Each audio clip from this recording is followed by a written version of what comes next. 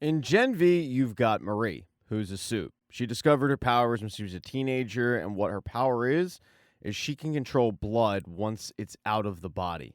Unfortunately, when she discovered this, she kind of killed her parents because who knew you could weaponize blood? After killing her parents, she had to leave her little sister behind and be put into the Red River Institute. But she's got bigger aspirations than Red River. She's applied to a place called Godalkin University. It's a very prestigious college specifically for kids with suit power. In fact, everybody from the Seven went to Godalkin. Getting into a place like Godalkin could keep her out of where she probably would be headed next, which is a, quote, rehab center up in Elmira, but in reality, it's a prison. That's where they send the kids that have suit powers, that don't get adopted, that end up aging out of the system. The good news for Marie, she gets into Godalkin. In fact, she gets a full ride. Before she goes off to Godalkin, her guidance counselor tells her, look, I'm happy for you, but you have to understand, you can't screw this up. If you do, you'll probably end up in Elmira, and that place is not like here. Marie isn't planning to mess it up, though. Marie is planning on joining the Seven in Vought Tower. Now, Godalkin is led by their dean, Indira Shetty, but the guy that Marie wants to impress is someone named Rich Brinkeroff.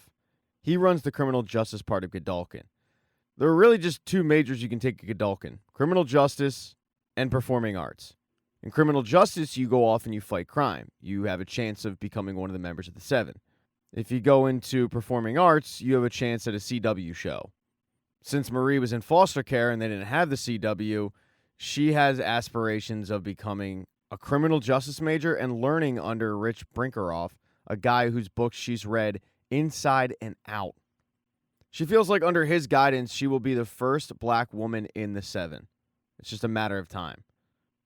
In order to do that, though, you have to be in the top 10 of Godalkin, because most of the former and the present members of the Seven were at one point in the top 10. Hey, if you don't end up making the Seven, though, it's okay. You can go and protect a city and get a government contract for it. When Marie steps foot on Godalkin's campus, she's got hope and promise just pouring out of her. She's got her dorm room. She meets her roommate, Emma, whose superpower is she becomes that of a very, very, very small human, like bigger than Ant-Man, but not much bigger. Emma's in performing arts, and she has a YouTube channel called Little Cricket. She seems fun, and her and Marie get along pretty quickly. They start talking about their background, but the thing is, Marie isn't ready to open up to anybody about what happened when she was 12. Understandable. You're not going to come right out and say, oh, I discovered my powers and I killed both my parents. So she just plays it off like she came from a normal home. The first thing they decide to do together is go to a Godalkin University workout, because the number one ranked guy, the Golden Boy, will be working out. And his stuff is the workouts of legends. His superpower is he can instantly turn into flames. But this gives Marie a chance not only to see the number one ranked guy, but also all of them. All of the top 10 are down there working out, trying to hone their skills. And Marie has aspirations of being down there one day with them. Right after the Golden Boy just tears his opponent a new one, Emma reacts because her phone just dinged and the class schedule's out.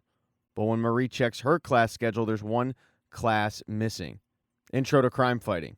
It's essential to her and her path in order to get in that class. So she goes to check on the mistake. She talks to Brink's TA, the number 2 ranked person in the class, named Jordan. And Jordan gives Marie a cold, hard dose of reality. It wasn't a mistake. She didn't get in because she's simply not big enough. Most of the people getting into that class have already solved homicides or they have a big following. Marie has done neither. Now, Marie pleads her case, but Jordan isn't budging. And that's when a stroke of luck ends up intervening because Brink comes out of his office to test Jordan's power. He does that by shooting Jordan with a gun, and Jordan just simply flicks the bullet off. Because Jordan seems to be impenetrable. Oh, and also, he can switch genders from a girl to a boy pretty flawlessly. Marie, though, takes this opportunity to shoot her shot with Brink herself, explaining that she read all of his books, she needs to be in this class, but Brink simply says, performing arts is a fine program. and sending her on her way. Marie's pretty depressed about this, so she decides to start just walking around campus aimlessly. And as she's doing that, this kid frantically runs right by her. Maybe the reason he's running is because there are sirens in the background, but Marie's curiosity gets the best of her, and she chases after him. While doing so, she sees that this kid isn't just going for a run, he's destructive, extremely strong and just chucking people and cars to the side. Marie decides maybe this could be her chance to be a crime fighter. So, using a knife, she cuts open her hand and then uses the blood to trip him. She ends up getting joined by another member of the top 10, a guy named Andre, whose superpower is he's basically Magneto. He can move metal around. And Andre traps this kid, and the police take him away. But what's interesting is neither Andre or Marie have ever seen this kid before. And as the kid was being taken away, he was screaming, "I'm not going back to the woods." What they don't know is this kid isn't being sent to the woods. He's being sent to a room that he can't get out of, which has one window, and all he can see out of it is wallpaper of trees. So he calls it the woods. The next day, she talks to Emma about it. Emma's actually jealous of the encounter. At Godolkin, she's never had anything like that happen. But they also brush it aside when they see some other students who major in performing arts that Emma wants to buddy up with. They start discussing their resumes and what they've appeared in, but all the kids at the table recognize Emma from something, and then it dawns on them, wait, you're Little Cricket. Emma gets a little self-conscious about this. Maybe to her it's a little embarrassing when the person you're talking to is in movies and you're just doing YouTube videos, but the kids seem really cool about it. In fact, the one kid, Liam, is a huge fan. Fortunately, Marie is not. These people just aren't really her crowd, so she gets up and walks off. While trying to find her way back to her dorm, she gets approached by Andre. They discuss their weird encounter the night before, and then Andre invites her out that night. He's heading out with a couple of the other members of the top 10, and he figured that she could tag along. The thing is, it's not exactly sanctioned. They're sneaking out. And Marie, not wanting to get in trouble, declines his invitation. She just doesn't want to risk being expelled. Andre understands, but also gives her the address of where they're meeting up later that night if she changes her mind.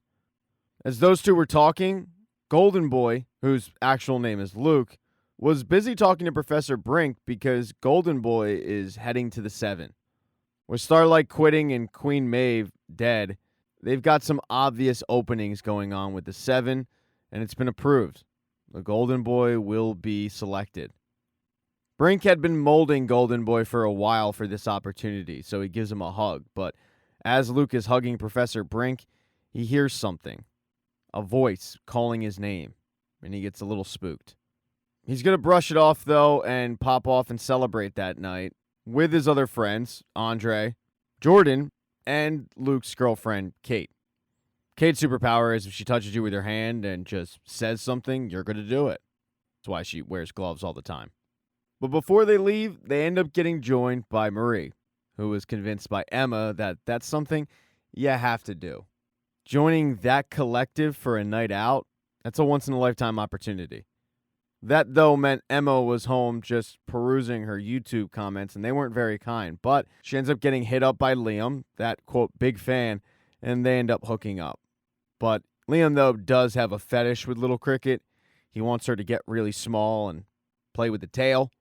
And Emma's okay with it. It's just getting small isn't easy for her. She's got to strip down and vomit. It's pretty uncomfortable. But it gets Liam's rocks off.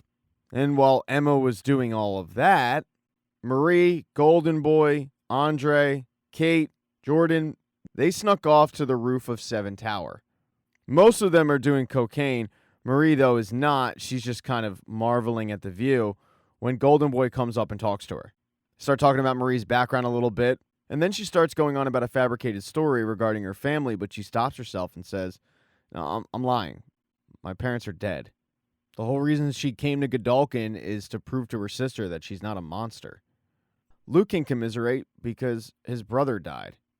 But this isn't a night to be sad. This is a night to celebrate because Luke lets everybody in on his secret that he's headed to the 7. The group heads off to a club. They start enjoying the night. And then the drugs start kicking in. For Luke, he starts hearing that voice again. And then he starts seeing some trees. But for Luke, this isn't a first-time thing. He's been having a recurring dream regarding woods and trees. He doesn't know what it means, but to have it happening in a club, that is a first time. So he's kind of a mess. They all, though, are in a big mess when Andre ends up killing a woman. It was an accident. He was hitting on another woman, trying to impress her with his skills, when somebody bumped into him and he could no longer control the metal object that he was controlling. Andre rushes to the woman's aid because you can tell that he hit an artery, but Jordan gets in his ear and says, "We got to get out of here now." The group starts leaving, but for Marie, she can't leave. When she looks down at that woman, she sees her mom. But unlike what happened to her mom, she now knows how to control her powers. And Marie ends up saving this woman's life by putting the blood back into her body. And it's all documented because everyone's recording it. She's feeling pretty good about herself until the next day, Brinkoff calls her to his office to let her know that while what she did was great, she has to take the fall for the others. Because the others ultimately will go on to do great things and save a lot of lives. But they can't do that if word gets out that they were high on drugs and killed somebody.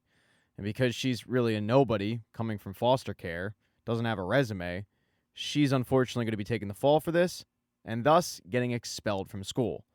Now, she pleads her case to Brinkoff, but he doesn't really care. He just looks at her as a casualty. And she's really upset about it as she leaves the office. But as she's leaving the office, Luke ends up arriving because he woke up that day having the same dream that he had been having. Suddenly, he goes from his dorm room to a forest, and he sees his little brother who passed away. His little brother told him, "It's not a dream, it's real. Please, help me." So Luke decided to go help him. He went to Brink's office, gave him a hug, and then set him on fire. He was probably going to get away with it, but he doesn't because Marie comes back. She wasn't willing to take no for an answer from Brink, and she wanted to plead her case again.